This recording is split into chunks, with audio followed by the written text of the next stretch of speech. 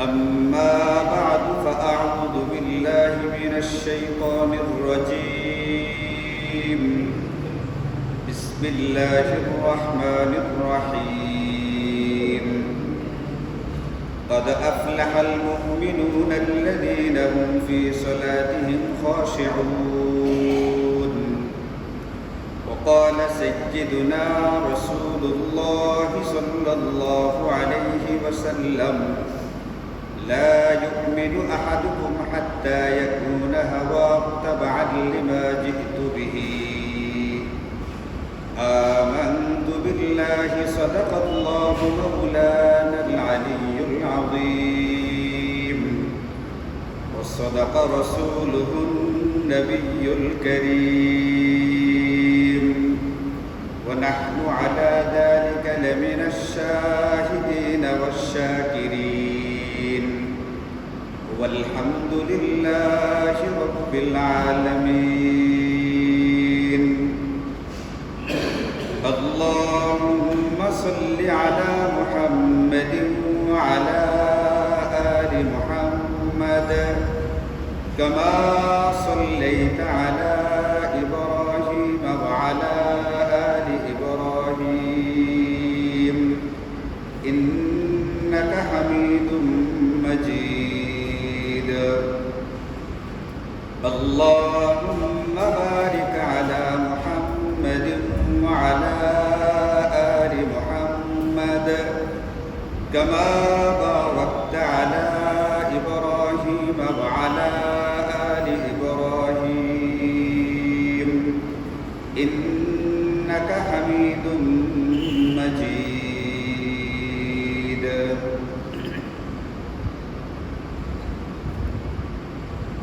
الحمد لله আমরা জানি পবিত্র কুরআনুল কারীমে কয়টা সূরা আছে জানা আছে না আপনাদের? কয়টা একটু জোরে বলেন। 114টি। মাশাআল্লাহ, 114টি সূরা আছে কুরআনুল কারীমে। এই 114টি সূরার মধ্যে 23 নম্বর যে সূরা, এই সূরার নাম হচ্ছে সূরাতুল মুমিনুন। একজনকে বলে মুমিন, সবাইকে মিলিয়ে একসাথে বলে মুমিনুনা, মুমিনগণের সূরা। এই সূরাতুল মুমিনুনের শুরুতে আল্লাহ তাআলা 11টি আয়াতে কারিমা নাযিল করেছেন এবং এই আয়াতগুলোর সর্বপ্রথম যে শব্দটা, এই শব্দটার ভিতরে তাকিদ করে আল্লাহ বলছেন এটা অবশ্যই সফল কাম হয়ে গেছে বলে কিছু মুমিনের গুণাবলী উল্লেখ করেছে। সেই সকল মুমিনেরা অবশ্যই সফল কাম হয়ে গেছে। কোন সকল মুমিনেরা, এটা বর্ণনা করতে গিয়ে আল্লাহ তাআলার সামনে আরো 7টা বিশেষ গুণ। প্রথমটা হচ্ছে মৌলিক, যেটা প্রধান বুনিয়াদী গুণ, যেটা লাগবে ঈমান। ঈমানের সাথে আরো 7টা, মোট 8টা বৈশিষ্ট্যের কথা আল্লাহ পাক আলোচনা করে বলেছেন। যারা এই 8টি বৈশিষ্ট্য মণ্ডিত হবে তারা অবশ্যই সফল কাম হয়ে গেছে। আমরা যারা আজকে শুনছি বা শুনবো যে এই 8টা গুণ বা বৈশিষ্ট্য কি কি, আজকে যারা প্রথম শুনতে যাচ্ছি, আজকেই প্রথম যারা শুনবো, তারা তো আগে শুনি নাই। তা আজকে প্রথম শুনবো, শোনার পরে যারা এইগুলোর উপরে আমল করবে তারা সফল কাম হবে।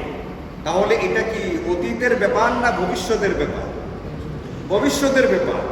মাত্র শোনা হবে, শোনার পরে আমল করা হবে, আমল করার পরে এটা বলা যেতে পারে সেই ব্যক্তি সফল কাম হয়েছে। তাহলে আজকে যদি আমাদের ক্ষেত্রে কথাটাকে বলা হয়, তাহলে কথাটা এইভাবে বলতে হবে যে যদি কোনো ব্যক্তি এইগুলোর উপরে আমল করে তাহলে সে সফল হবে। সফল হয়ে গেছে এটা না, সফল হয়ে গেছে কারা? যারা নাকি অতীতে এই বিষয়গুলো জেনে এইগুলোর উপরে যথাযথভাবে আমল করে ফেলেছে, তারা সফল হয়ে গেছে। কিন্তু আমরা যারা আমল করব তারা এখনো হই নাই। আমল করতে পারলে ভবিষ্যতে সফল হওয়া যাবে। কিন্তু আল্লাহ পাক বলার ক্ষেত্রে সবার ক্ষেত্রে বইরা ফেলছেন সফল হয়ে গেছে। কেন বলছেন এই কথাটা? যে কাজ আমি এখনো করি নাই সেটা করা হয়ে গেছে। আল্লাহ কেন বলতেছেন এই কথাটা?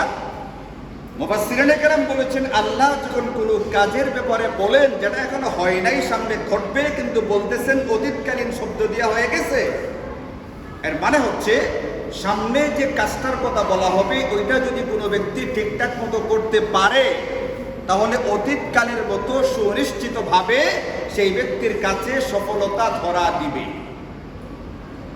সহজে বুঝেন, আপনি একটা উদাহরণ দিই। আজকে শুক্রবার, তাই না? আজকে শুক্রবার, গতকালকে ছিল বৃহস্পতিবার। সামনে আরেকটা বৃহস্পতিবার আসবে তো, আগামী শুক্রবারে আরেকটা আসবে না? সামনের বৃহস্পতিবারটা আমি পাইতেও পারি, নাও পাইতে পারি। পৃথিবী ধ্বংস হয়ে গেল গা, তাহলে তো আর বৃহস্পতিবার আসবে না। এর আগে যদি ধ্বংস হয়ে যায় আসবেই। তো এই বৃহস্পতিবারে আসলে ধ্বংস হবে না, কারণ ধ্বংস হওয়ার জন্য কিছু চূড়ান্ত নিদর্শন আছে, এইগুলো এখনো দেখা যায় নাই, যেগুলোর কারণে ধ্বংস হওয়ার কথা। কিন্তু পৃথিবী ধ্বংস না হলেও আমি তো মারা যেতে পারি, এটা হতে পারে না? তাহলে আমার জিন্দেগিতে ভবিষ্যতে আর বৃহস্পতিবার আসতেও পারে, নাও আসতে পারে। আগামী বৃহস্পতিবারটা আমার জন্য সুনিশ্চিত না। কিন্তু আপনারা বলেন, আমরা যারা আজকে এখানে জীবিত আছি এই মুহূর্তে, আমরা গতকালকে যে বৃহস্পতিবারটা অতীত হয়েছে এটাকে সুনিশ্চিতভাবে পেয়েছি না পাই নাই? গতকালকের বৃহস্পতিবারটা পাইছি না পাইছি না?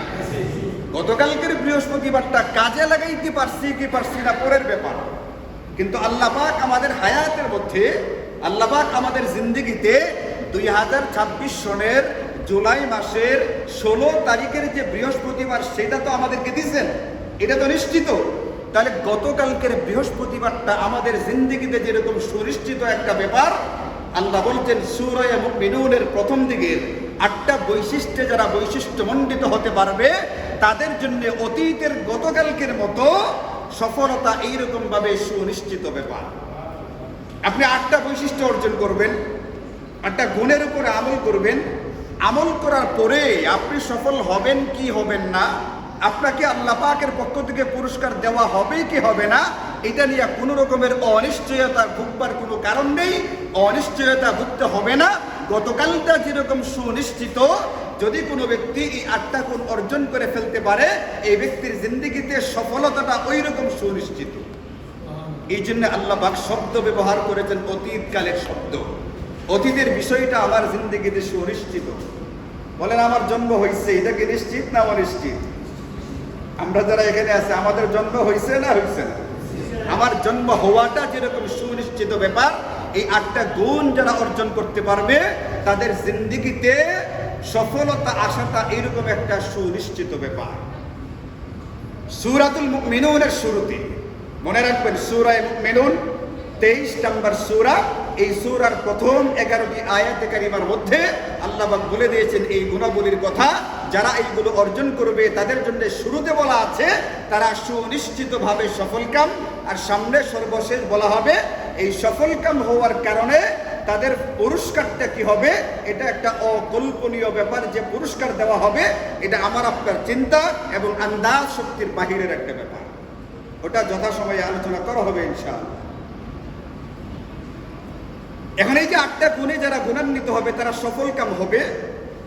সফলতার কথা বর্ণনা করতে গিয়ে আল্লাহ পাক যে শব্দটা উল্লেখ করেছেন শব্দটা হচ্ছে কাদ আফলাহা, অবশ্যই সফলকাম হয়ে গেছে। আফলাহা, কাদ মানে অবশ্যই, আফলাহা মানে সফল হয়ে গেছে।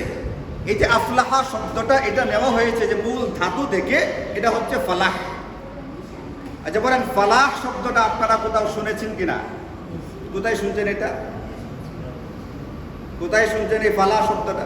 5 বছর সূরার ভিতরে কোথায় শুনছেন আপনারা? আজানের মধ্যে শুনছেন। মুয়াজ্জিন সাহেবান 5 ওয়াক্ত নামাজের আজানের সময় বলে হাইয়া আলাল ফালাহ, এটা তো শুনছেন, হাইয়া আলাল ফালাহ। এটার অর্থ হচ্ছে এসো সফলতার দিকে। ফালাহ শব্দের অর্থ হচ্ছে সফলতা, কামিয়াবি। মুয়াজ্জিন সাহেবান ডাকতেছেন 5 ওয়াক্ত নামাজের সময় আজানের মধ্যে হাইয়া আলাল ফালাহ, হে মুমিন মুসলমানেরা এসো সফলতার দিকে। নামাজ পড়তে আসা মানে হলো সে কোন দিকে আসতেছে?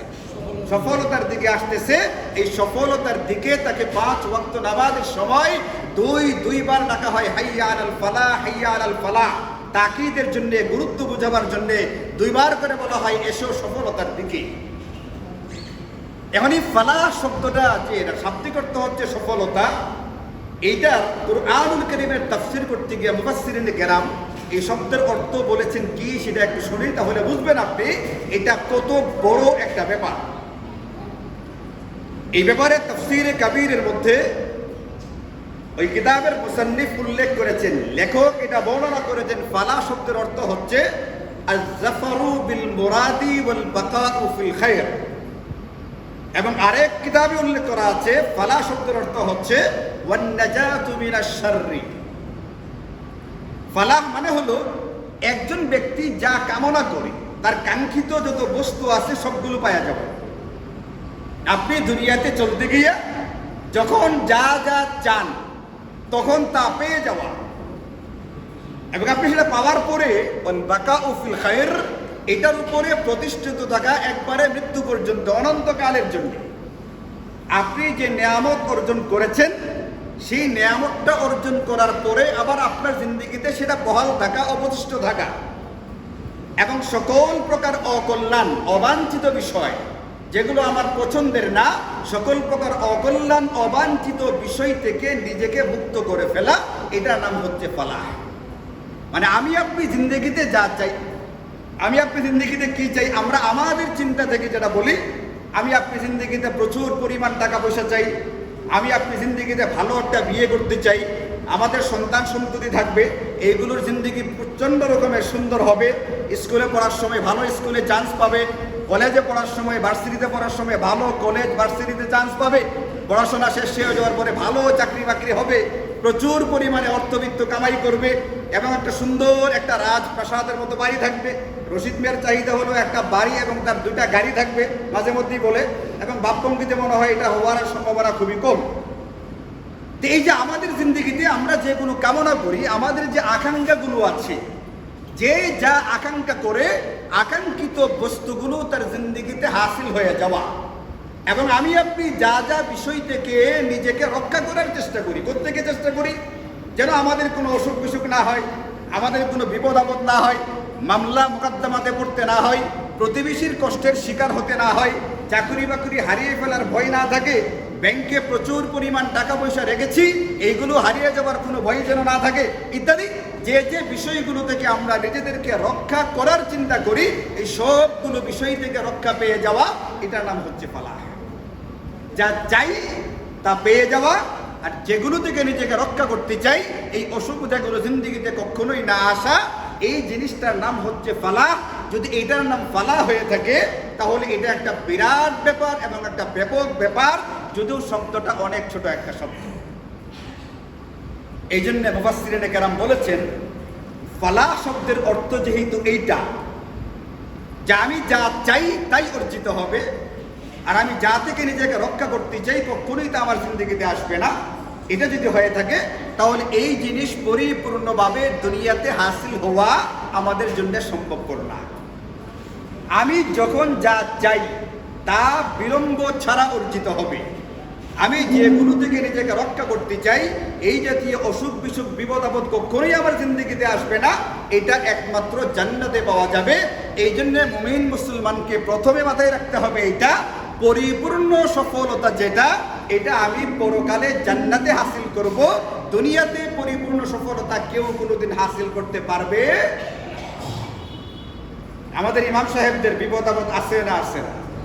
মানুষ তো মনে করে আমরা বিরাট বুজুর্গ মানুষ, আমি আমাকে দিয়ে বলি, কিন্তু আমি তো জানি আমি কতটুকু বুজুর্গ, আমার ভিতরে কি আছে না আছে আমার জানা আছে না। মানুষ যতটুকু বুজুর্গ মনে করে আসলে আমি ততটুকু না, কিন্তু আচ্ছা মানুষ তো মনে করে বুজুর্গ, তাহলে বলেন আমাদের কি বিপদ আপদ আছে না? আছে না? আরে আমরা তো ঠুনকু। বলেন নবী রাসূলদের জিন্দেগিতে বাহ্যিকভাবে দুনিয়াতে বিপদ আপদ আসছে না আসে নাই? তাহলে দুনিয়ার জিন্দেগিতে কেউ কি এটা চায় যে আমার বিপদ আপদ আসুক? চাই না, কেউ চাই না আমার জিন্দেগিতে বিপদ আসুক। কিন্তু আমরা দেখি যুগের বড় বড় আল্লাহওয়ালা বুজুর্গদের জিন্দেগিতে বিপদ আপদ আসছে, এর মানে হলো দুনিয়াতে এমনভাবে চলা সম্ভবপরই না যে আমার জিন্দেগিতে কখনোই কোনো বিপদ আসবে না। এই জন্য মুফাসসিরিনে কেরাম বলছেন পরিপূর্ণ সফলতা যেটা, এটা দুনিয়াতে হাসিল করা সম্ভবই না। তাহলে এই আয়াতের মধ্যে আল্লাহ কোনটা বলছেন? এই আয়াতে কারিমার ভিতরে আল্লাহ যেটা বলছেন, এই আয়াতের শেষ যে অংশে গিয়া পুরস্কারের ঘোষণা দেওয়া হয়েছে, ওই অংশ থেকে বোঝা যায় আল্লাহ সর্বোচ্চ পূর্ণাঙ্গ সফলতার কথাটা জান্নাতের ব্যাপারেই বলেছেন। তাহলে দুনিয়ার ক্ষেত্রে কি হবে? এটাও আমাদেরকে মুফাসসিরিনে কেরাম বলছেন যে যদি এই বৈশিষ্ট্যগুলো অর্জন করলে পরিপূর্ণ সফলতা পরকালই হয়, তাহলে দুনিয়াতে আমার লাভটা কি? এই ব্যাপারেও মুফাসসিরিনে কেরাম আমাদেরকে বলে দিয়েছেন, বুঝিয়ে দিয়েছেন ব্যাপারটা কি। ব্যাপারটা হলো দুনিয়াতে পরিপূর্ণ সফলতা অর্জন করা তো সম্ভবপর নয়, কিন্তু দুনিয়াতে সর্বোচ্চ পরিমাণের সফলতা অর্জন করা সম্ভব। দুনিয়াতে মানুষেরা যে যে পরিমাণ সফলতা অর্জন করে, এর ভিতরে সর্বোচ্চ একটা পরিমাণ আছে, পরিপূর্ণ না হলেও সবচেয়ে উপরের সর্বোচ্চ পর্যায়ে একটা আছে। ওই পর্যায়ের সফলতা অর্জন হবে এবং শেষ পরিণামে যেটা আঞ্জাম, যেটা শেষ অবস্থার বিবেচনায় এই ব্যক্তিরা দুনিয়াতেও সফলকাম হবে। দুনিয়াতে বহু মানুষ মুসলমানের ঘরে জন্ম নিয়েছে কিন্তু মারা গেছে অমুসলিম অবস্থায়, এমনকি আছে না? আছে না? জন্ম হয়েছিল মুসলমান হিসাবে কিন্তু মৃত্যুবরণ করেছে অমুসলিম অবস্থায়। শেষ অবস্থাটা ভালো না মন্দ? অমুসলিম অবস্থায় মারা গেছে, শেষ অবস্থা ভালো না মন্দ? কোনো একটা কারণে আত্মহত্যা করেছে, সুইসাইড করেছে। আপনারা দেখেছেন, আমি দেখলাম নিউজে, বাংলাদেশ বিশ্বকাপে খেলে না, কিন্তু বিশ্বকাপ খেলাকে কেন্দ্র করে মৃত্যুর হার বিবেচনা করলে গোটা দুনিয়াতে সবচেয়ে বেশি মারা যায় বাংলাদেশে। বুঝছেন ব্যাপারটা? বাংলাদেশে বিশ্বকাপ ফুটবলে কি করে না, খেলে না, ওই পরিমাণ যোগ্যতা তাদের অর্জিত হয় নাই। কিন্তু এই খেলাকে কেন্দ্র করে উন্মাদনা আর পাগলামিটা এত বেশি যে এই খেলাকে কেন্দ্র করে মানুষ মারা যায় সবচেয়ে বেশি কোন দেশে? বাংলাদেশে। এমনকি প্রিয় দল হারার পরে, পরাজয় বরণ করার পরে আত্মহত্যা করে প্রতি বছরই এই ঘটনা শুনি। এই বছরও যথারীতি এই ঘটনা ঘটেছে। এমন বাহ্যিকভাবে যে নাকি এটা খেলার কারণে হোক, অন্য যে কোনো কারণে হোক, যদি আত্মহত্যা করে শেষ অবস্থাটা ভালো না মন্দ? মন্দ। তাহলে কুরআনে যে বলা আছে 8টা গুণ অর্জন করে ফেলতে পারলে এ ব্যক্তি সফল হবে। দুনিয়ার ভিতরে সফলতা হলো এর শেষ পরিণতিটা মন্দ হবে না, শেষটা ভালো হবে। মানুষ বলবে আগে যা করার করছে, কিন্তু শেষ বেলায় সে ভালো হয়ে গেছিল। 5 ওয়াক্ত নামাজ পড়তো, মসজিদে আনাগোনা করতো, হালাল হারামের বাছ বিচার করতো, কাউকে কষ্ট দিত না, শেষ জিন্দেগিটা তার ভালোভাবে পার হয়েছে। এই শেষ যে ভালো হওয়া, এটাও একজন ব্যক্তির জন্য সফলতা। ইমানের সাথে মৃত্যুবরণ করতে পারা, মারা যাওয়ার পরে তার আশেপাশের লোকজন এই কথার সাক্ষ্য দেওয়া যে এই ব্যক্তিটা ভালো হয়ে গেছিল, শেষটা ভালো ছিল, এটা এক প্রকারের সফলতা। কুরআনুল কারীমের এই আয়াতগুলোর মধ্যে দুনিয়ার বিবেচনায় আমাদেরকে এটা বলা হয়েছে, দুনিয়াতে তুমি সফল হবে মানে হলো দুনিয়াতে সর্বোচ্চ সফলতা যেটাকে বলা হবে, পূর্ণাঙ্গ না। পূর্ণাঙ্গটা কোথায়? পরকালে। পূর্ণাঙ্গটা জান্নাতে। দুনিয়াতে সর্বোচ্চ যে সফলতাটা হতে পারে এবং শেষ পরিণতির বিবেচনায় যে সফলতা অর্জিত হবে, এটা এই 8 গুণধারী ব্যক্তির জিন্দেগিতে অর্জিত হবে। এই কারণে আমি আপনি, আমরা যারা মুসলমান, আমরা যারা মুমিন, আমাদের ব্যাপারে আল্লাহ বলছেন যে তুমি অবশ্যই অবশ্যই সফল হবে, তোমার জিন্দেগিতে সফলতা ধরা দিবে। বলে যদি কখন? যদি তোমার জিন্দেগিতে এই 8টি গুণ তুমি অর্জন করে ফেলতে পারো, 8টি বৈশিষ্ট্যে তুমি যদি বৈশিষ্ট্যমণ্ডিত হতে পারো, তাহলে আল্লাহ পাকের ঘোষণায়, আল্লাহ পাকের ফতোয়ায় অবশ্যই তুমি সফল কাম। এখানে রেজাল্টটা ভালো হবে কি হবে না এই রকমের কোনো দ্বিধাদ্বন্দ্ব তোমার ভিতরে থাকবার প্রয়োজনীয়তা নেই। এখন এই গুণগুলো আমাদের জানা দরকার আছে না নাই বলেন? তাফসীরে ইবনে কাসিরের মধ্যে সবচেয়ে নির্ভরযোগ্য তাফসীরগুলোর ভিতরে একটি হচ্ছে তাফসীরে ইবনে কাসির। এই তাফসীরে ইবনে কাসিরের শুরুতে ইমাম ইবনে কাসির এই আয়াতগুলো সম্পর্কে একটা হাদিস বর্ণনা করেছেন। 2টা হাদিস। একটা হাদিস হযরত ওমর ইবনুল খাত্তাব রাদিয়াল্লাহু আনহু থেকে বর্ণিত। হযরত ওমর ইবনুল খাত্তাব রাদিয়াল্লাহু আনহু বলতেছেন, এটা আমরা প্রায়শই নবীজির কাছে বসা থাকতাম, নবীজি কথা বলতেন, শুনতাম। মাঝে মধ্যে এমন হইতো এই অবস্থাতেই নবীজির উপরে ওহী নাজিল হইতে শুরু করলো। যখন ওহী নাজিল হইতো,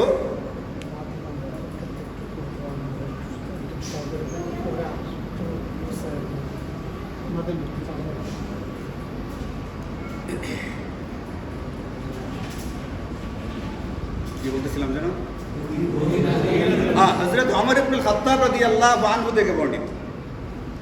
তিনি বলতেছেন, আমরা নবীজির কাছে বসা, নবীজির সঙ্গে বসা ছিলাম।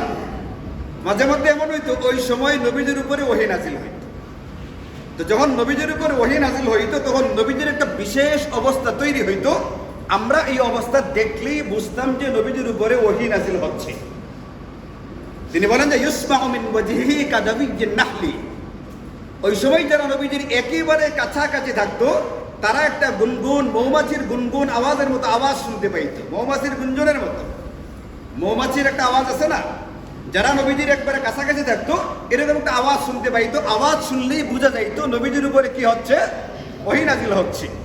তো একবার আমরা নবীজির সঙ্গে এমন বসা আছি, মজমাতে কথা হইতেছে, নবীজি কথা বলছেন, আমরা শুনছি। ঠিক এই মুহূর্তে হঠাৎ করে আমরা তাকায়া নবীজির দিকে দেখি ওহী নাজিল হইলে যে অবস্থা তার হয় ওই অবস্থা শুরু হয়ে গেছে।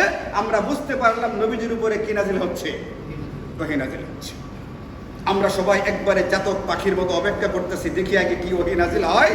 কারণ অবস্থাটা কাটবার পরেই নবীজি আমাদেরকে জানাইতেন এই মুহূর্তে আমার উপরে এই ওহী নাজিল হয়েছে।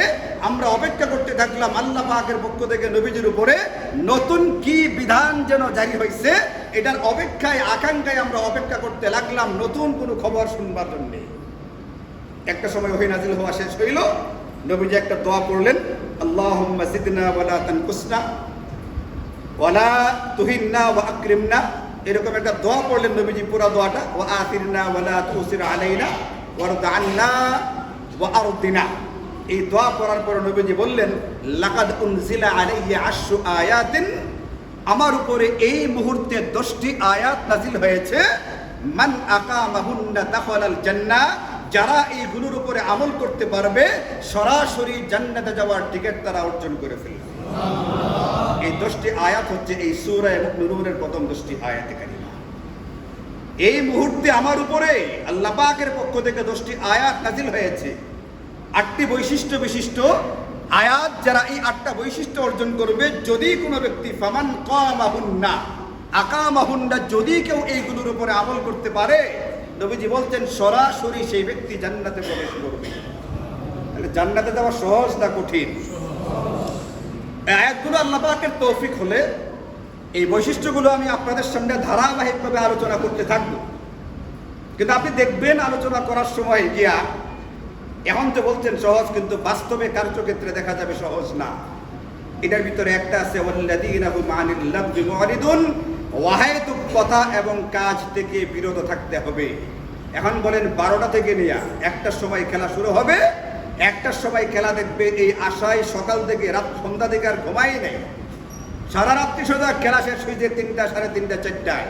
এরপরে আনন্দ মিছিল, এরপরে ফজরের আগে দেখুন। এই যে পুরো রাত্রিটা সজাগ গেছে, এটা কি ওয়াহিদুকটা খুব জরুরি একটা ব্যাপার ছিল?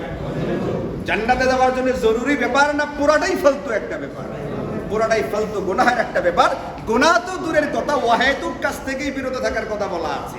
এখন যারা এটার ভিতরে আছে এরা কি এই 8 বৈশিষ্ট্যের বৈশিষ্ট্য মণ্ডিত নাকি আর বাহিরে? তবে আমার বলা আমি আপনাদেরকে বলে দিচ্ছি, কারণ আল্লাহ মিয়াও বলে দিচ্ছেন। বলছেন কে? মূলত আমি শুধু আপনাদের সামনে আল্লাহ পাকের বলা কথাগুলোকে নকল করতেছি। তবে এটা মনে রাখবেন, এইগুলোর উপরে কেউ না কেউ আমল করতেছে দুনিয়াতে। এটা মনে করবেন না আমি আমল করি না মানে হচ্ছে দুনিয়ার কেউ আমল করে না। যখন পৃথিবীর কেউ কোনো একটা বিধানের উপরে আমল করবে না, সেদিন পৃথিবী ধ্বংস হবে। লা তাকুমুস সাআতু ইল্লা আলা শিরারিন নাস, কিয়ামত সংঘটিত হবে মন্দ লোকদের উপরে। যদি একটা ব্যক্তিও যদি এইগুলোর উপরে আমলকারী থেকে থাকে, পৃথিবী ধ্বংস হবে না। পৃথিবী এখন ধ্বংস হয় নাই মানে হচ্ছে এইগুলোর উপরে কেউ না কেউ আমল করতেছে। আমার আপনার জন্য অসম্ভব অবাস্তব মনে হলেও দুনিয়াতে আল্লাহ পাকের আনুগত্যকারী, আল্লাহর রাসূলের ইতাআতকারী একটা বিরাট গোষ্ঠী রয়ে গেছে। এদের জন্য এইগুলো কোনো রকমের অসম্ভব বিষয় না। ধ্বংস হয় নাই পৃথিবী, এটা একটা প্রমাণ যে এইগুলোর উপরে এখনো কেউ না কেউ কি করতেছে, আমল করতেছে। কিন্তু আমি সেইগুলোর মধ্যে নাই, ওই দলের মধ্যে আমি নাই। এটা হচ্ছে আমার জন্য আফসোসের ব্যাপার এবং দুঃখের ব্যাপার। আলোচনা এই জন্য করা হয় যাতে করে আমি আপনি নতুন করে নিজেকে ওই দলের ভিতরে শামিল করে ফেলতে পারি।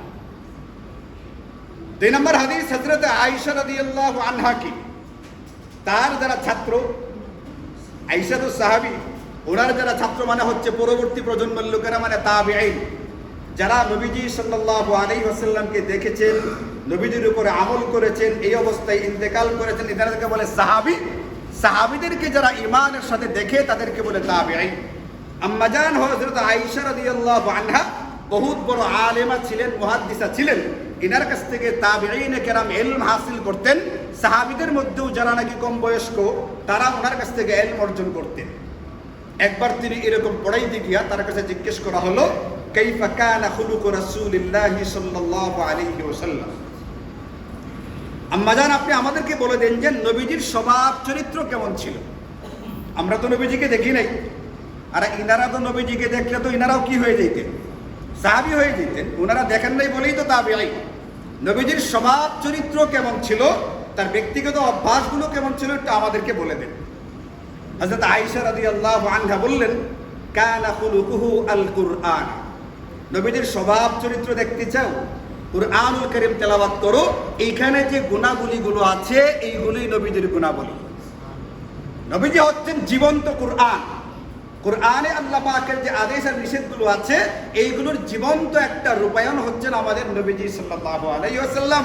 তুমি নবীজিকে চোখে দেখো নাই, তুমি কোরআন দেখো। কোরআনকে যদি ঠিকঠাক মতো দেখতে পারো, বুঝতে পারো, এই কোরআনের জীবন্ত রূপ ছিলেন নবীজি। নবীজি এইটাই ছিলেন যেটা কোরআন।